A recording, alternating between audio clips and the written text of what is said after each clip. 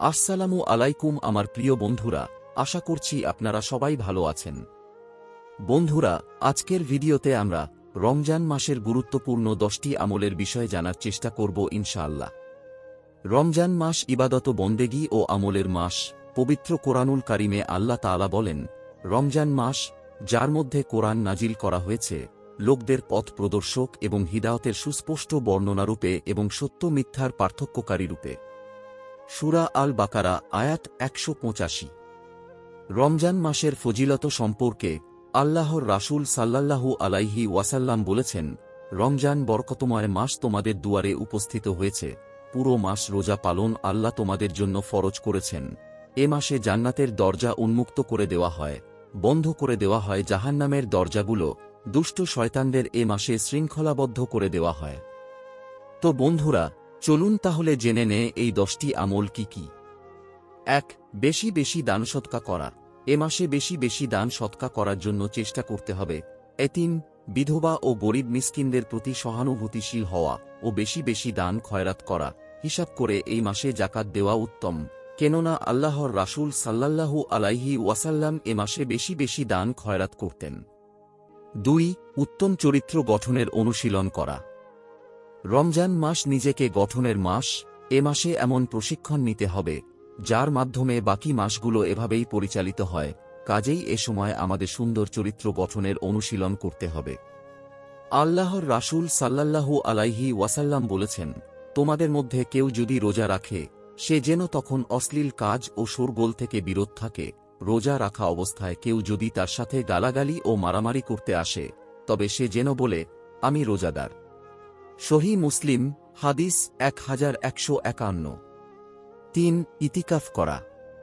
ইতিকাফ অর্থ অবস্থান করা, অর্থাৎ মানুষদের থেকে পৃথক হয়ে সালাত, সিয়াম, কোরআন তিলাওয়াত, দোয়া, ইস্তিগফার ও অন্যান্য ইবাদতের মাধ্যমে আল্লাহ তাআলার সান্নিধ্যে একাকী কিছু সময় যাপন করা। এই ইবাদতের এত মর্যাদা যে আল্লাহর রাসূল সাল্লাল্লাহু আলাইহি ওয়াসাল্লাম প্রতি রমাদানের শেষ 10 দিন নিজে এবং তার সাহাবীগণ ইতিকাফ করতেন। 10 দিন ইতিকাফ করা সুন্নত। 4. দাওয়াতে দিনের কাজ করা। রমজান মাস হচ্ছে দিনের দাওয়াতের সর্বোত্তম মাস, আর মানুষকে আল্লাহর দিকে ডাকাও উত্তম কাজ।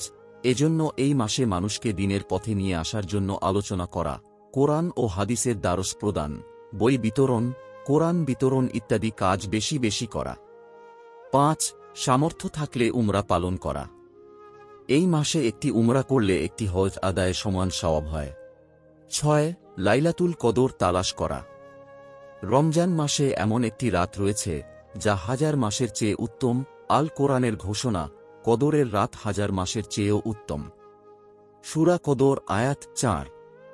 হাদিসে রাসূল সাল্লাল্লাহু আলাইহি ওয়াসাল্লাম বলেছেন, যে ব্যক্তি ঈমান ও সওয়াব পাওয়ার আশায় ইবাদত করবে, তার পূর্বের সব গুনাহ মাফ করে দেওয়া হবে। সহিহ আল বুখারী, হাদিস 35। এ রাত লাভ করতে সক্ষম হওয়া বিরাট সৌভাগ্যের বিষয়। 7. বেশি বেশি দোয়া ও কান্নাকাটি করা। দোয়া একটি গুরুত্বপূর্ণ ইবাদত, এজন্য এ মাসে বেশি বেশি দোয়া করা ও আল্লাহর নিকট বেশি বেশি কান্নাকাটি করা। হাদিসে এসেছে, ইফতারের মুহূর্তে মহান আল্লাহ রাব্বুল আলামিন বহু লোককে জাহান্নাম থেকে মুক্তি দিয়ে থাকেন। মুক্তির এই প্রক্রিয়াটি রমাদানের প্রতি রাতেই চলতে থাকে। প্রতি রাতে ও দিবসে প্রতি মুসলিমের দোয়া কবুল করা হয়। 8. ইফতার করা। সময় হওয়ার সাথে সাথে ইফতার করা বিরাট ফজিলতপূর্ণ আমল, কোনো বিলম্ব না করা, কেননা হাদিসে এসেছে, যে ব্যক্তি সিয়াম পালন করবে, সে যেন খেজুর দিয়ে ইফতার করে, খেজুর না পেলে পানি দিয়ে ইফতার করবে, কেননা পানি হল অধিক পবিত্র।